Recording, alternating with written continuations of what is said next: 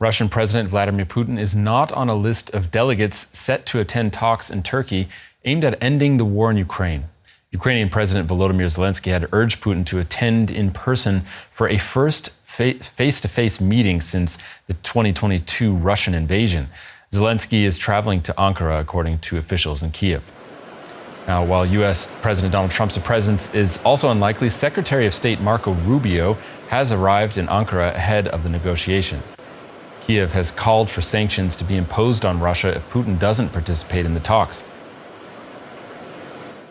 Before the list was published, Zelenskyy said he would decide how to be involved in the talks based on who Russia would be sending. Today we had several meetings with the team regarding the format in Turkey. I am waiting to see who will arrive from Russia. Then I'll decide what steps Ukraine should take. The signals from the media are not yet convincing.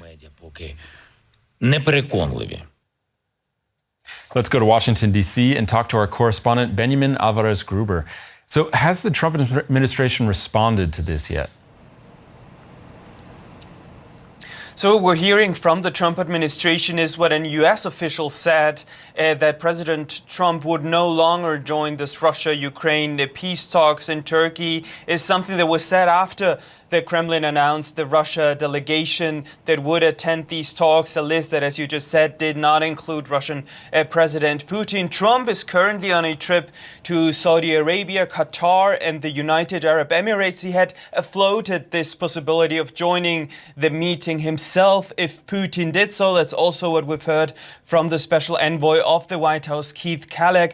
But what we've heard from the press pool traveling with the president is that this topic and how to end the war in Ukraine was among the top topics he discussed during multiple meetings in the region. And Trump also was asked about that, and he once again praised Secretary of State Marco Rubio, who already landed in Turkey to take part in these very crucial conversations.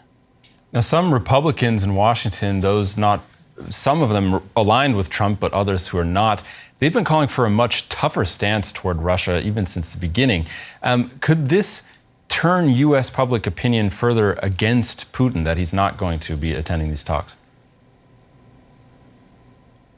There is definitely a lot of growing criticism on President Trump, accusing him of being too reluctant to pressure Putin. Many are claiming that he's consistently signaling his readiness to kind of offer Russia concessions while adopting a noticeably tougher stance on Ukraine. And now, of course, that we have this close ally of President Trump, Senator Lindsey Graham, kind of forging or going ahead with this plan to impose new sanctions on Russia, steep tariffs also on those countries who are buying Russian oil, Russian gas.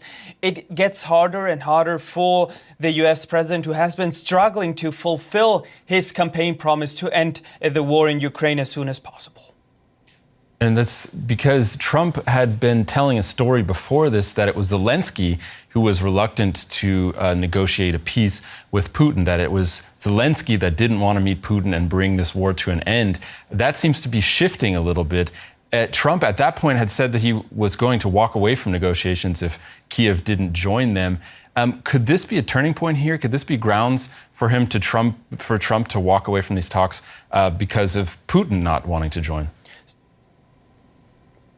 So we have seen a shift already if we compare how the first talk with Ukrainian President Zelenskyy went in the Oval Office in this shouting match, and how the next talk on the sidelines of the funeral of Pope Francis in Rome went. But President Trump has threatened to walk away from these talks if there was no success, or if he found that there was actually no way of finding common ground between both sides, between Ukraine and also between Russia. And Zelenskyy has been pressuring and hoping also that the current period of diplomacy between Russia and Ukraine will end with President Trump understanding that it's Vladimir Putin that is the real obstacle to peace. That's what Zelenskyy has been talking and telling people over and over. And Zelenskyy also said that he would travel to Turkey whether or not Putin flew in for talks. So this might be an additional point of inflection for the U.S. president that might lead to an even tougher stance with Russian President Vladimir Putin.